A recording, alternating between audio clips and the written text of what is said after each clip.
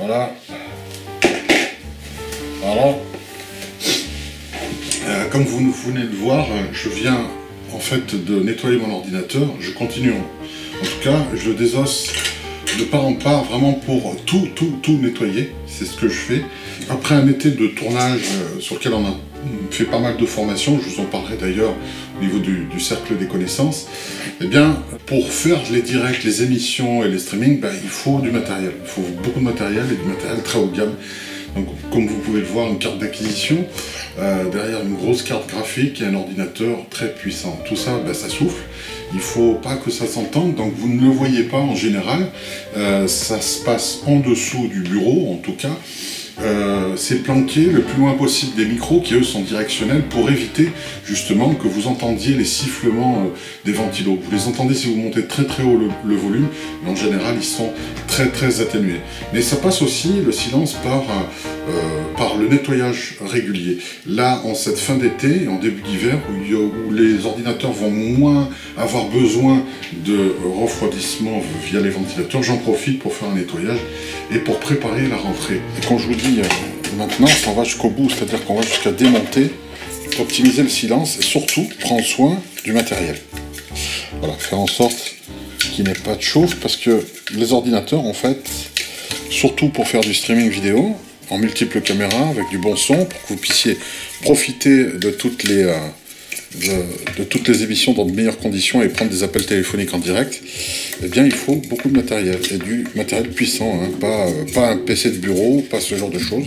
Il faut vraiment investir. Donc voilà, des studios, c'est un perpétuel investissement personnel, matériel, financier.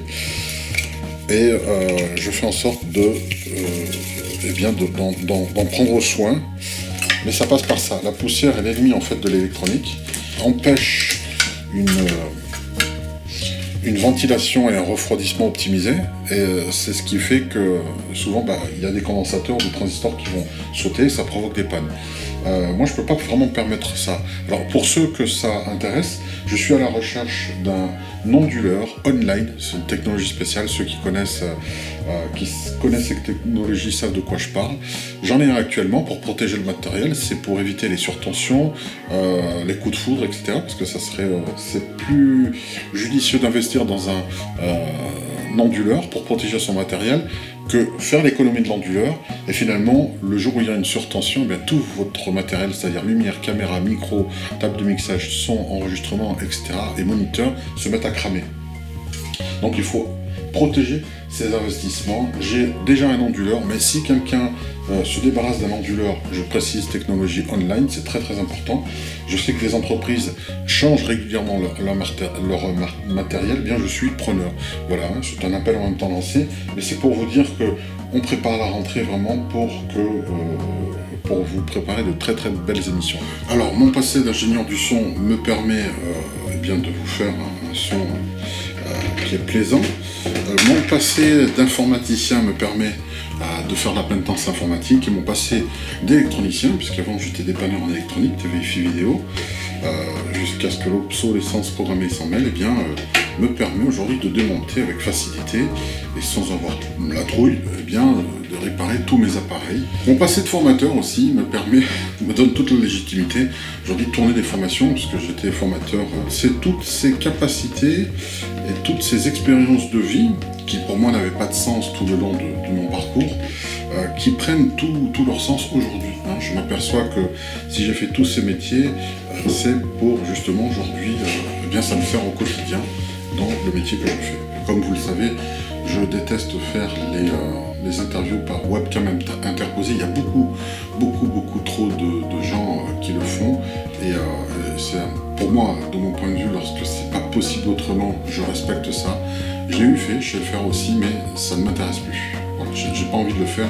Je crois qu'il faut de la qualité, je crois en cette qualité-là, et c'est pour ça que je fais en sorte de vous fournir tout ce qu'il y a de mieux. C'est un régal pour moi, du respect aussi pour l'intervenant, et du respect aussi pour vous, pour que vous puissiez profiter en fait des émissions dans les meilleures conditions possibles.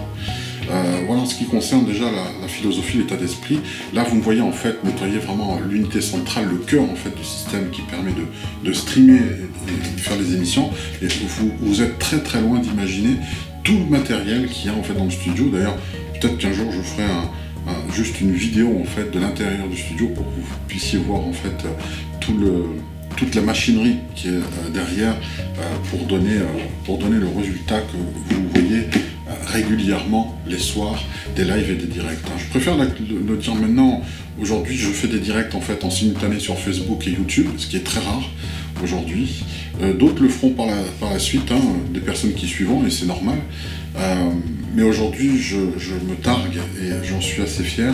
Je suis l'un des pionniers dans le domaine du développement personnel à faire une diffusion comme ça en simultané sur les deux réseaux. Parce que c'est vrai que quelquefois, ça tourne bien sur Facebook et ça rame sur YouTube, et pour d'autres fois, eh bien, ça va être l'inverse, ça va bien tourner sur YouTube et ça va ramer sur Facebook. Donc ça permet à tout le monde de s'y retrouver, et ça dépend de chacune des connexions, ou là où le réseau, le goulot d'étranglement passe.